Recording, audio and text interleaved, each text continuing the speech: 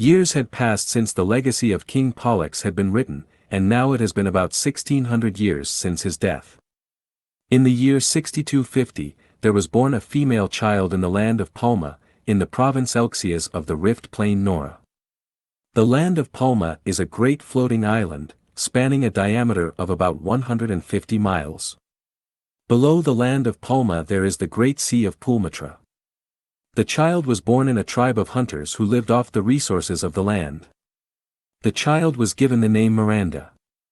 And one member of the tribe, whose name was Diam, was a follower of the light, and he would always remain in his tent while the other villagers were off hunting.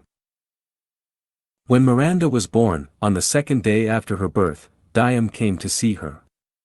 And Diam placed the palm of his hand above the child's forehead, and he blessed her, saying, "May your light follow her all the days of her life, and let her be a conqueror of lands, that those whose hearts have been twisted by the beast may be set straight again. Let her be the light to those who do not follow it.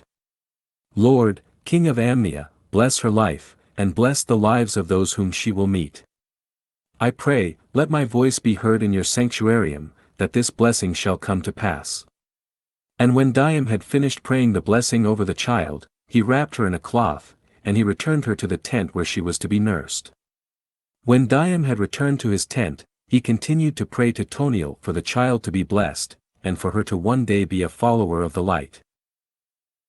Now when Miranda was 14 years old, she was brought before her tribe to be set apart as a tent keeper. And the chief of the village said, "Miranda, today you are to be set apart as one of the tent keepers of the village." Now it was a custom in that tribe for the women to remain in the tents to clean them and to cook while the men were off hunting or mining. But Miranda, being full of courage, said unto the chief, "No. I will not. I seek a life of greatness, not one of comfort and boredom. Let me be a huntress, and I shall be greater than even the best of these." And when she had said this, she pointed to all of the hunters behind her. And the chief dropped his staff, saying, "Never have I heard such sharp words from you." Then he motioned with his hands to his bodyguards, saying, "Take her to her family's tent.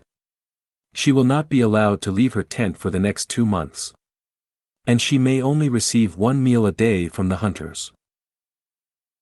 But when the bodyguards took a hold of her wrists, she broke free, and she released a wave of blaze arc light, and the blast sent the men flying. Now there was an uproar in the village, and some of the tents were set ablaze by Miranda's arc light. And the chief shouted, "Catch her! The child has been an Ayan this whole time.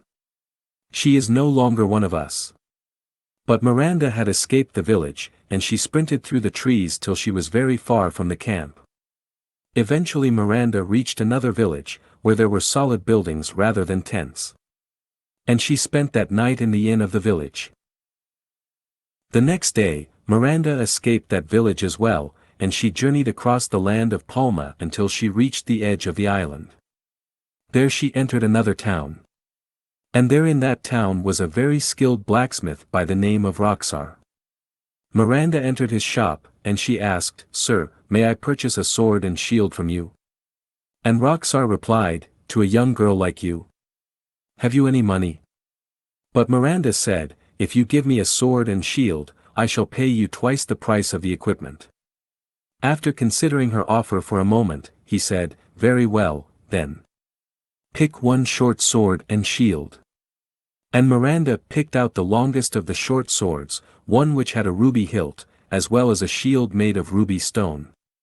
From there, Miranda left the blacksmith's shop and the town to hunt for game to trade for money.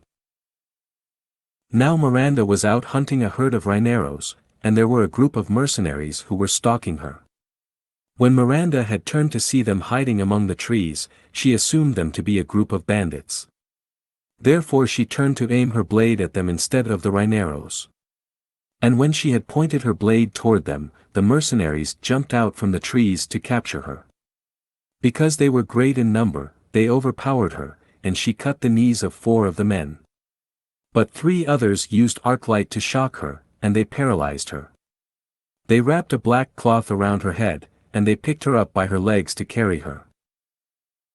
When the mercenaries had brought her to their employer's house, they threw her in a cage underground.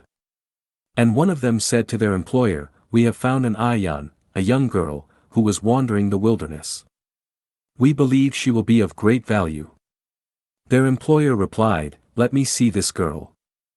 I will not give a single coin until I see what strength she has." So the man went down to see Miranda, and he saw that she was not afraid.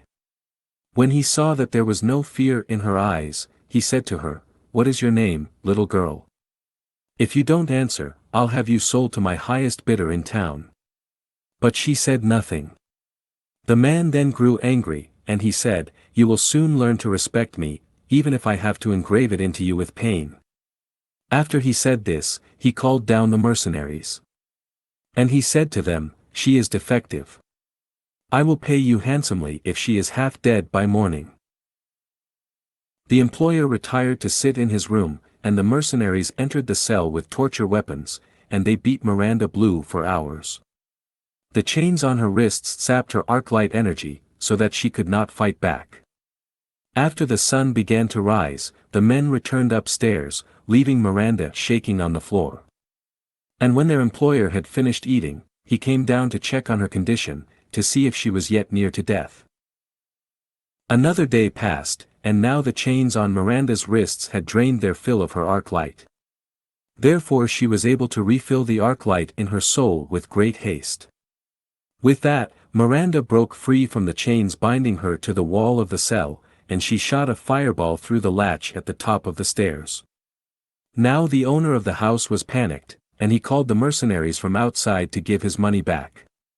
But Miranda snuck past them, and she retrieved her sword and shield from the mercenaries' caravan. As the mercenaries were arguing with their employer, Miranda swung her blade across their backs, and the owner ran to escape to his room. As the owner grabbed his sword, Miranda swung her blade again from afar, discharging a wave of fire into the air.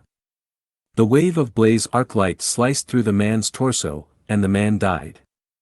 So Miranda escaped from that house, and she found herself in Palma's Westside Bay town. Miranda wandered the air docks of the bay, waiting for an airship to stop by. Eventually a large commercial airship stopped in the air docks, and Miranda saw the passengers coming off from afar. She hurried over to the booth at the air dock, and she paid the toll for a place on the ship for the next trip. The ship was set to fly to the province of Jarkson, the floating continent to the west of the province of Elxias. Miranda thought to herself, "Perhaps I shall find a city in Jarkson that will accept me as one of their own, that I may join a guild and become a strong warrior."